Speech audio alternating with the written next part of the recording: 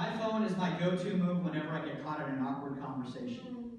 Yeah, because like whenever I don't know what to say to people, I just pull out my phone and start texting or Facebook or email, like whatever I can do to just avoid talking to that person, right? So I'm doing shows out in North Carolina, okay, which is in the South. And you haven't been to North Carolina yet? Don't go. Entire state. So I'm doing shows there. This guy comes up to me after one of the shows and he's like, "Hey man, you were the comedian! That shit was hilarious!" I'm like, well, now I don't believe in my own comedy. And then second of all, I'm like, yeah, thanks man, I really appreciate that. Thank you for the kind words. And then he goes, "You want to hear something funny?" So there's just, and the most racist thing just came out of his mouth from there. Right? Just a horrible racist joke, and it gets uncomfortable because I don't know what to say to this guy afterwards. So I'm like, "Oh, ha ha, yeah, I guess." And I did this, reached into my pocket, and I pulled out my hand.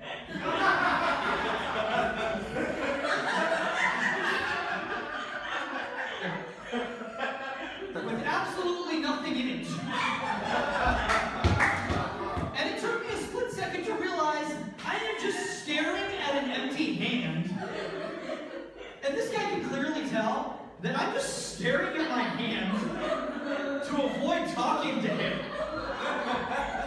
Like, you have to say something, right? I can't just leave the conversation like that, right? So I have to justify my actions. So all I can think to do in a panic is stare at my hand, look back at him and go, I think I have diarrhea.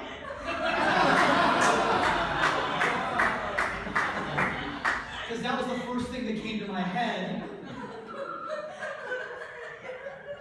But guess what? It fucking worked. Because he didn't want to have anything to do with me after making that comment. He took off very quickly. And I was like, this is fucking awesome. Because first off, I did have diarrhea. Yeah. And when else in life are you ever going to be able to be that open and honest with somebody? Tell them how you really feel. You know? In sex, you tell people you have diarrhea. I don't even want to know what kind of fetishes you're into.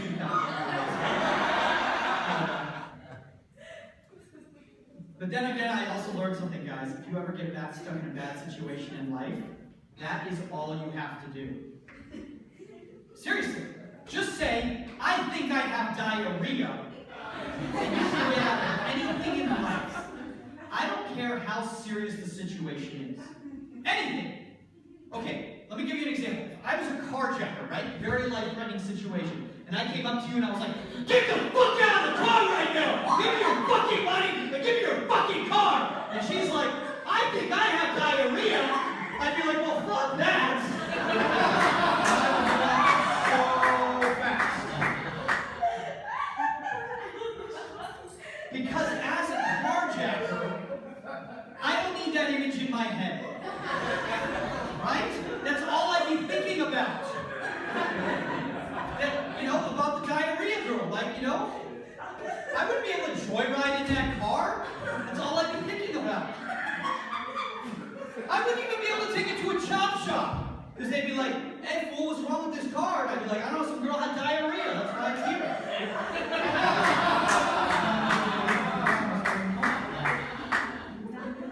I'll find another Honda Civic is what I'm saying to you. I grew up in the 90s, and in the 90s, who else grew up in the 90s? One guy right here? The older looking guy, okay. This one guy's like, "No, I'm like 21, I'm like a like a good looking young human being with a life and a future." Anyway, it was difficult to find pornography at that age. I was like 12 years old, and I remember the first time I got a porn tape. The first time I got a porn tape, there was no YouTube, there was no internet. I was very excited about this, and I was like, I'm going to have to hide this thing, okay, so that nobody could find this. So instead of putting it in like my closet or like a sock drawer, like somewhere nobody would find it, I thought I was being brilliant with my 12-year-old mind, and I was like, you know what? My parents are going to be suspecting that. So what I'm going to do is I'm going to hide the porn tape in plain sight in the family room. Exactly.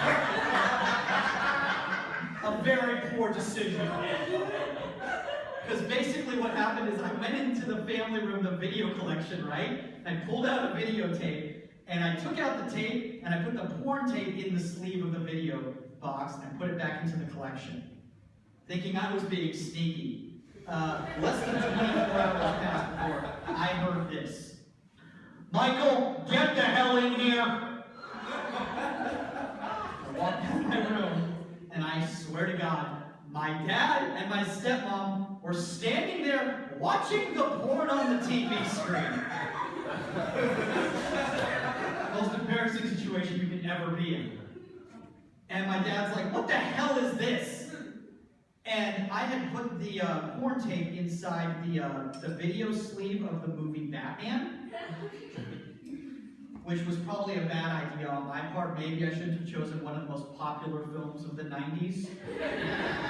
Yeah, maybe I should have put it in, like, I don't know, like an Air Bud box, like something that nobody of that age group would watch. So my dad goes, what the hell is this? And I'm like, well, it says it's Batman. And he was not amused. Yeah, kind of like you guys. And he's like, is this yours? And I said, Dad, this is not mine. It's probably my friend Sam's. You probably left it here and was going to come back and get it in the future. Now that's how a 12-year-old's brain works, a 12-year-old male's brain works, okay? I'd rather throw my best friend under the bus. Make him seem like a total burden to my family, and he'll never be allowed in my house again, than lose the only porn tape I have. I'll find another best friend. When will I ever find another porn tape? So my dad goes, Michael, stop bullshitting me. Which meant that he really was mad, because he never swore. He's like, I know for a fact this is yours. I'm like, Dad, I swear to God it's not mine. He's like, it's yours. I'm like, how do you know? He's like, because your name and phone number are on it.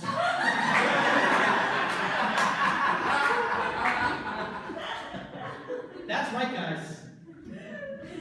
I had put my name and phone number on the porn tape. Because it was my only porn tape. And in my mind, I was thinking, if I ever lost this tape, I wanted to make sure I could get it back. That's right, your name and phone number are on it. So I look at my dad and I go, I think I have diarrhea.